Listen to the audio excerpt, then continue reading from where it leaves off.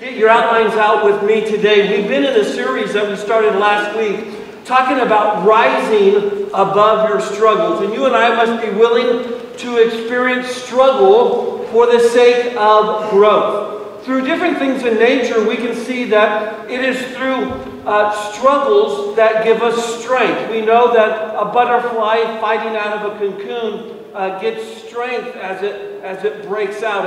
A chick, as it pecks out of the egg, gets strength, and the different systems of the body is stimulated and it begins to grow. If you eliminate that struggle, you actually eliminate that life. And so as we see in a spiritual sense, there is a struggle that our faith would be real. Because there's sometimes that we have an image. How many of you know our society is great about image, right? But there lacks a reality. There's an image that is portrayed, but the reality is that is not real. And so what we want is something real inside of us, amen? We want a real faith, so to speak. And so look what Peter says here in the very first verse on your outline in 1 Peter 1:7, and it says this, so that the proof of your faith, being more precious than gold, which is perishable, even though tested by fire, may be found to result in praise and glory and honor at the revelation of Jesus Christ. Peter says the proof of your faith, he's saying, which is more precious than gold. How many of you realize in that maybe the last couple of years how many commercials there is on the TV about buying gold and silver? Isn't that crazy? Because they're thinking that something's going on with the economy because they see all these people stockpiling gold, governments and different things. And isn't it interesting, during Peter's day, he's talking about the value of gold. And isn't it amazing that gold still has its value? And he is saying this, that the proof of your faith is more precious, more valuable than gold. Look, at Peter's not talking about your faith, he's talking about the proof of your faith. And he's saying this, is there any proof that your faith is making you better? Is there any proof that your faith is making you more resilient? Is there any proof that your faith is making you stronger? That your proof of your faith is helping you to persevere, to endure, to go through things well? Is there any proof that your faith is helping you? Then that your proof of your faith is more precious than gold. About 3 or 4 years ago, I took some classes at one of the secular schools, colleges in Fresno. And it was there that I met this guy, and we kind of hit it off. He's a little bit younger. And I just felt drawn to him, that I believe that God is up to something in his life. And so there's been some contact in there, and positive things have taken place. And about 4 weeks ago, he invited me to a party that he was having at his house. And so I thought whether I should go to this party or not. And I didn't want to go to the party, but I did want to go and support him. And it just looked like a few people were showing up, and I love him, and so I didn't want to necessarily go to the party, but I wanted to show up to support him. You know what I'm talking about? And so, and it was just out of a thing of love that I have for him. But I wrestled because of the invitation and things on the invitation and kind of the party that was going on, and so I was getting ready, and Beth said, "What are you going to wear to the party?" And I go, I got just the thing that I'm going to wear. And I went in my closet and I was thinking about it. And so it's probably out of protest, right? Because the Lord sometimes has you in certain places, right, to do things. So I went to this party and I wore this shirt. And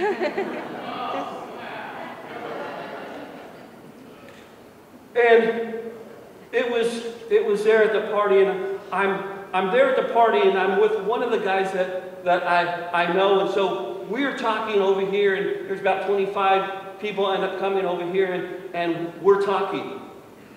And about 4 months ago, we're at another gathering And when we were there, the guy that I was talking to had friction with another guy that he kind of grew up with, and for 3 years they'd kind of been at tension. Something happened in a relationship. And so it was strained, and I could tell because the last time we met, the other guy saw that this guy was here, and so he left. And so I'm here talking with this guy, and the other guy walks into place. I'm going, oh man. And he walks in to where we were, way back over here. And he comes up to the guy and he shakes his hand like this, puts his hand down. He said, hey, how you doing? He said, good. And he had a little bit of trembling in his voice, and the other guy I could tell had a little bit of trembling in his voice. I mean, you know that stuff can be uncomfortable, right, in the real world. And so he's there, and I'm just there dumb and happy, right in the center of all this. And the guy was saying, hey, can we let go of the past? Can we get past this? And I go, man, that is awesome. And so he was there, and he was just there for a couple minutes, making things right? Making things right. And he walked away. And the guy I was talking to, I said, dude, that was awesome. He goes, what do you mean? I go, that guy, he came and he asked him for forgiveness. I could tell he was struggling a little bit.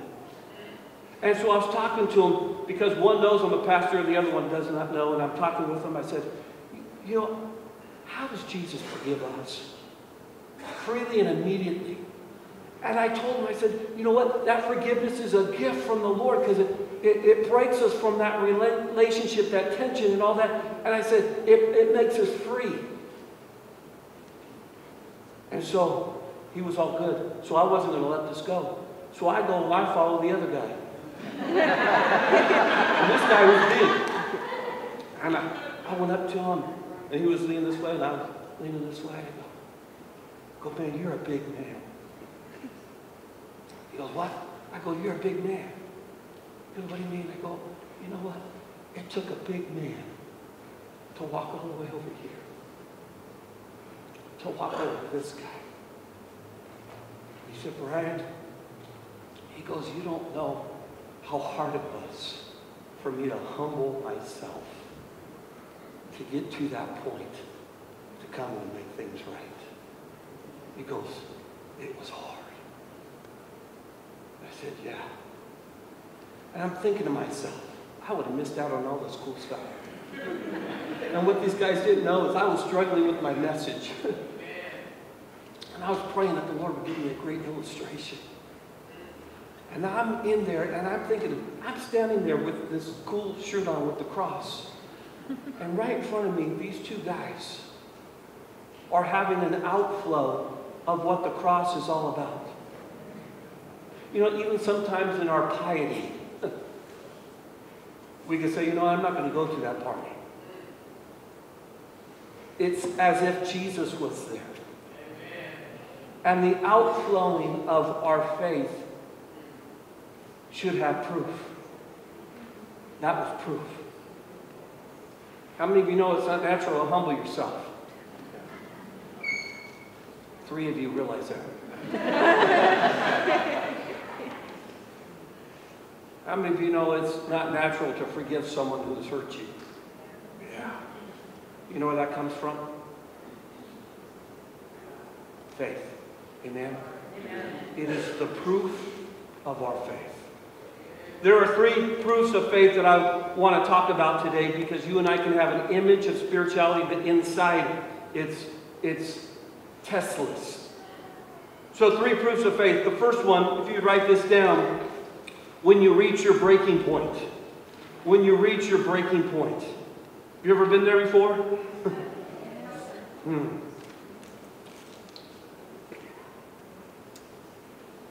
When you're going through a tough time, never say this. Boy, I can't handle one more thing. You know what happens? One more thing will come. God will show you that in His strength you can handle one more thing. Look what it says in 1 Peter 1:6. In this you greatly rejoice, even though now for a little while, if necessary, you have been distressed by various trials. Wow. See, we all want to take the path of least resistance. We don't want struggles, we don't want problems, but it is in those problems that we grow. We don't grow when things are all happy-lappy, right? We grow when there's a struggle, because then we have to trust the Lord. And so we go through all these things in life, and God has a way of purifying us, like with that gold. And so we can lean like a crutch, and I know people who's leaned on their position in life, or their position at work, and it's really a cool job, they're making lots of money, and God has a way of taking that little crutch and going, you want to rely on that? There you go. Somebody relying on their possessions, and that becomes their God, and God has a way of just going, See, trials are meant to help us. Look at this next verse in Isaiah 48:10. Behold, I have refined you, but not as silver. I have tested you in the furnace of affliction. That word in Hebrew is bakar. And that means I have tested you. And it actually means I have selected you from among others from the furnace of affliction.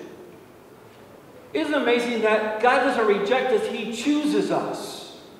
He allows us to go through these things to make us better. I love watching those guys on those, have you ever seen that they take a hunk of clay and they put it on one of those spinning wheels and they make it look so easy, right? Like only like an idiot can do it, right? So I literally did this. I said, hey, can I try that? Because of course it looks so easy, right? You know what I'm talking about? They just put their finger in it. So I tried that, put my thumb in there, man, it spun off the wheel. But the master potter who takes us, a hunk of clay, a bunch of dust, takes us and forms us and molds us into something beautiful to be usable by the master. And the master will take that master piece of artwork in clay and take that vessel, and he'll do what with the vessel? He'll put it in the furnace or the kiln, whatever you call that. And why did he do that? Why does he put it in the furnace? Because he doesn't like the piece of clay, right? No, he puts it in there to make it strong and hard and make it usable for the master. And so it is the master potter. He uses those things in life. He forms us and he shapes us into the vessel that we can be filled with living water. And wherever we go, that living water is poured. You could be at a party and that living water is poured out over here. And they experience that fresh water because, well, listen, we are a chosen vessel. God chooses us and He uses us. See, in that word tested, God uses and He tests us to sure us up and to make us stronger. Where the enemy tempts us and he uses that to destroy us. So, before I became a pastor, I used to build airplanes. That's what I did for a living. And I would build commercial aircraft, I'd build military aircraft. And so at a point, you build the aircraft or you build a wing or whatever you're working on, that piece of equipment that you're building is then tested. How many of those of you who fly, want your airplanes to be tested? There it is. Because what happens if it's tested and they sense a weakness, they go back and they strengthen it. Maybe put another rivet in it. Maybe put a bushing in there. Maybe do something that they strengthen the part of the airplane that the airplane is strong. That's how that biblical word is. God uses those testings to sure us up. The enemy uses that temptation to destroy us. And even in those testings, the enemy wants us to go sideways, take those testings that we don't follow in obedience to God's will, we don't make those things better, but we allow those testings even to destroy us, and then we get mad at God. And that's what He wants. God wants to strengthen us that you and I would become vessels of honor, usable for the Master. And then number two. You know what? Let me go back for a minute. There was a young man from our church, graduated here in Visalia, and he went to the Air Force Academy in Colorado Springs. And the Air Force Academy it's a beautiful place, and I happened to be there in Colorado. I shot over there, and I was there inside the chapel at the Air Force Academy. It's just a thing of beauty. And I was there and talking with a cadet there, and I said, hey, I'm looking for Jordan Simons, a kid who went to our church. I said, hey, can you go get him for me? So they went and they got him, and he was in a different class, and so I was talking with him. I said, Jordan, how's it going? He said, man, Pastor Brian, it's tough. He goes, it's tough. I go, wait, you're training? He goes, oh man. He goes, you wouldn't believe what they make you do. He goes, man, he goes, there's times I feel like quitting. Huh. How many of you civilians want your military to be trained very well? So he goes through all this training. He's now a second lieutenant in the Air Force. Can you imagine doing all that training for what? Right? The training has a purpose. Here recently, I saw a training video of what they do to Navy SEALs. Have any of you seen that? I mean, Navy SEALs, these guys are bad news. I mean, they're like awesome. You know why? Because of their training. They showed a swimming pool. They put ice in it, and they have to be in there for a certain length of time, and then a guy in a wetsuit jumps in and tries to drown them. And they learn to fight even underwater. The training, they jump out of an airplane and land in the ocean. I mean, the training a Navy SEAL does is absolutely incredible. Do you know why they train? For a mission. And then they show this guy that they show the mission of Osama bin Laden, where the Navy SEALs go in there and they get him. And the guys, he said he was right on the airplane, on the helicopter or whatever, they're going over there, and he's thinking, all my training, all the hard struggles, all my training, he said, was for this one moment. Folks, you don't train to come to church. You come to church and train, and you go out, and that's where it begins. See, you train for a purpose. Can you imagine this Navy SEAL doing all this training? He goes on a mission, and he gets surprised. Wow, I got to go on a mission? I'm going to go through hard times? It seems silly, right? And the Bible says, you know, some people don't count it strange, like a strange thing, when you go through different trials. Because, see, you're being trained right now. You go through the training, and God is working on you because, look, we're all going to go through something. We're all going to go through a testing of our faith. And we get to go through a process where God knows that He needs to strengthen us. See, a lot of you have been trained. I went through a time in my life, it was so rough. But I came to a conclusion. My whole life, I was trained for this one moment. How am I going to do? It's a test. It's only a test.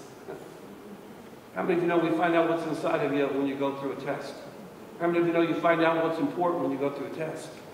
How many of you know you find out what's not important when you go through a test? And so we see that as we go through those rough times, there's a training process. You're not trained to come in here, you're trained to go out there. Number 2, how faith is tested when you must see beyond what is seen. When you must see. Did I miss a verse? Can I do a do-over? Hopefully we're not filming this. We film last service, I think. Anyway, we are? Okay.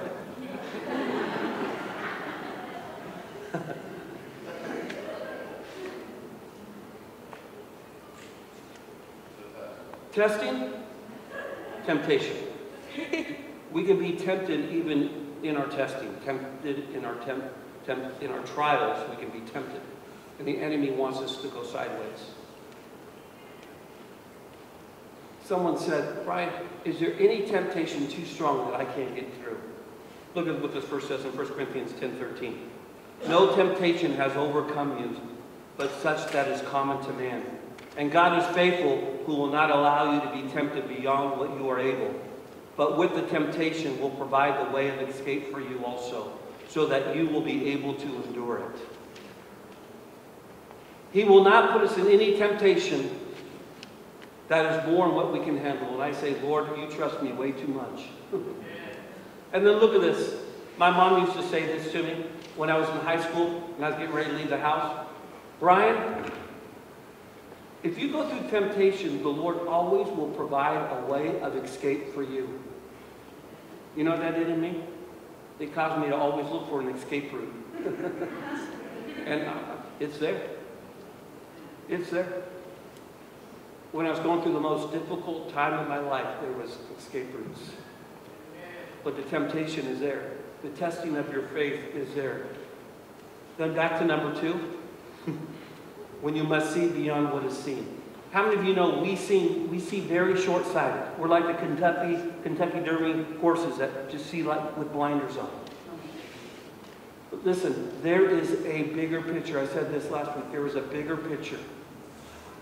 All the things that Moses went through, all the things that David went through, and Joshua and Joseph, and the list goes on and on and on, was telling a bigger story. All your struggles tells a bigger story.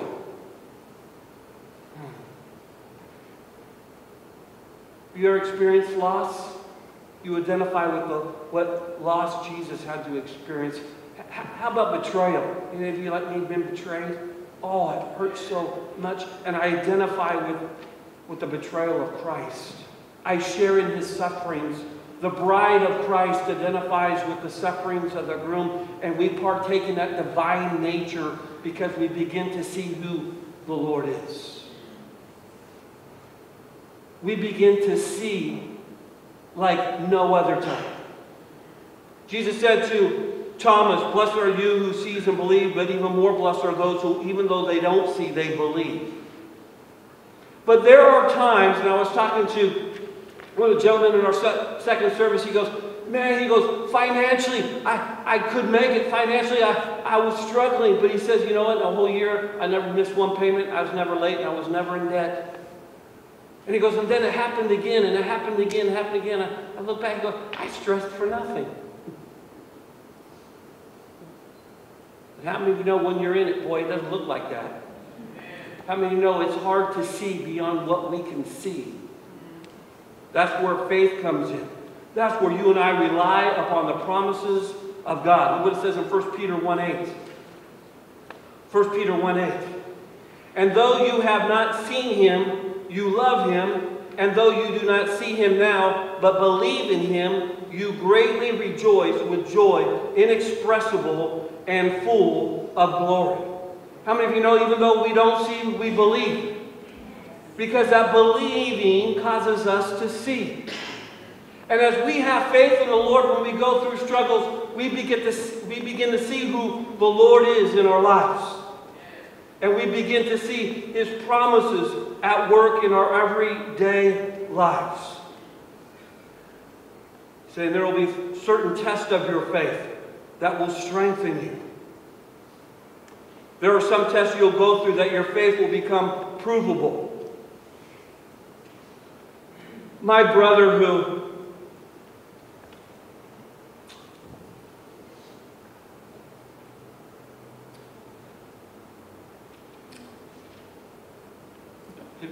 sorry, he died a year ago yesterday. And I can remember he would say things, and when I was in junior high, he was one of the teachers, and he used to always say this.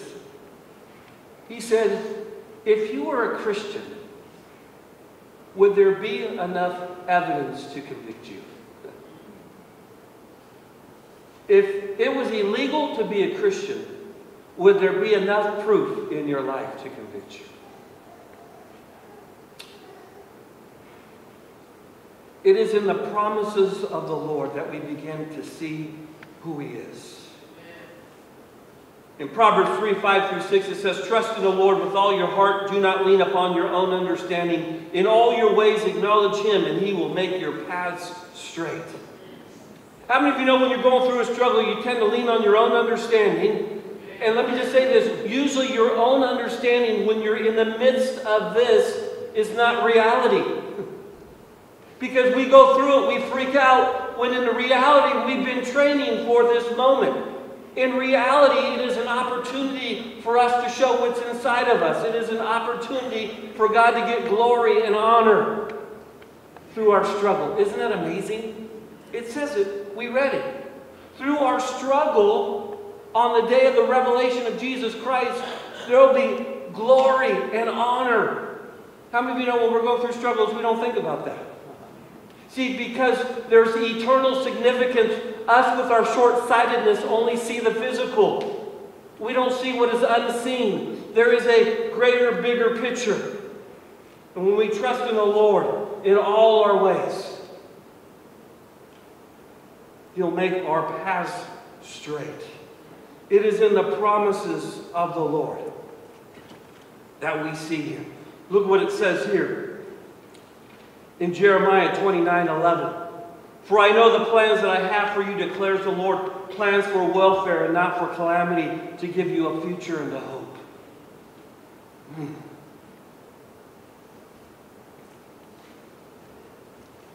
God uses all the things that we struggle in, all the things that we go through that we identify with Christ. There's a mother in our church, lost her 7-year-old in a car accident.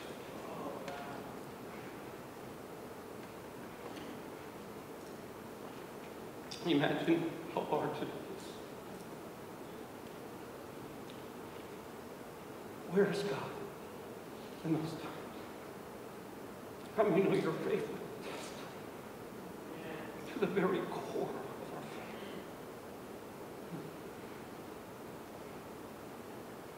It's an amazing story how this little girl always sat in the middle. But on this particular day, she sat on the outer seat. And the wonderment of the mother and the family, did she know the Lord? And you know what's awesome? One of the teachers in our Awana on Wednesday nights said, "You know what? I talked to the kids about the Lord and I gave them an opportunity to receive Jesus." And this girl's hand went up and she said, "I received Jesus in my heart." And the other sibling didn't. And by the mercy and the grace of our living God, she's in His presence right now. And we are so short-sighted compared to eternal and eternity. It's so great where she's at, she'd never want to come back. But nonetheless, how many of you know that is a real test right there? Oh, it's real stuff. It's the reality of living your faith in front of others. 2 Peter 1:4 says this, "For by these He has granted to us His precious and magnificent," say it with me, "promises, so that by them you may become partakers of the divine nature, having escaped the corruption that is in the world by lust." So He grants to us His precious promise, His magnificent promises to us, so that by them we can be partakers of His divine nature. I'm going through the very worst time in my life. And I can remember asking God questions. And I struggled so much, I was at my house and I got together every Bible that I had at the house. I had 12. And I strategically put them all over the house. And I struggled so much, I would open up the scripture and I'd walk to one. And as I had pain in the pit of my stomach, I would walk to another one and I would read. And I read a verse that says, Brian, I'll never leave you, nor will I ever forsake you. Brian, I am near to the contrite and the brokenhearted. And every question I had, he had a promise for me. And I begin to understand the divine nature of God through his precious and magnificent promises that he has for me, that he has for you. How many of you know when you go through those hard times, your faith is a little bit deeper? You're not as shallow.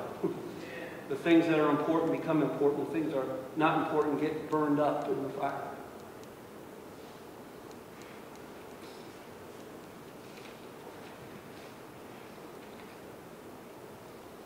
The last point this morning. How is your faith tested? When you love the unlovable. When you love the unlovable. Folks, I went to that party last night out of one thing, love. I wasn't going to a party. I was going to love on this guy. And what's crazy is I wrote the sermon before I went to that party, but yet it all unfolded there that night.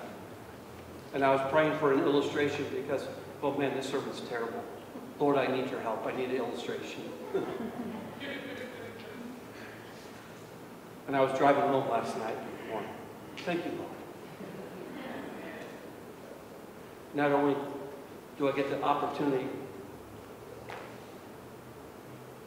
to practice what I preach, but I get to preach what I practice.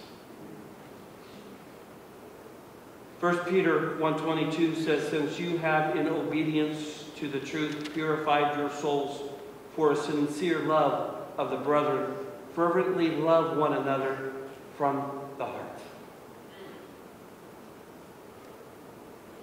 The motivation that God has for us is that of love. In Greek, there's 4 types of love mentioned. There's a phileo love, where we get the root word from Philadelphia, which is a city of brotherly love. It's a brotherly love, phileo. Eros love is a sensual love between a man and a woman and a man. Storge love is a kind of love that a parent has for a child and a child has for a parent. And all 3 of those loves can be corrupted. But the 4th type of love is a love they came out with when Jesus came, and it is that word agape. It is that unconditional love, not based upon condition, but it's based upon commitment. And the motivation of that commitment is that of love. God loves us so much, he forgives us. It's an unconditional love, not based upon condition. Write this down. The proof of love is seen when your love is stretched.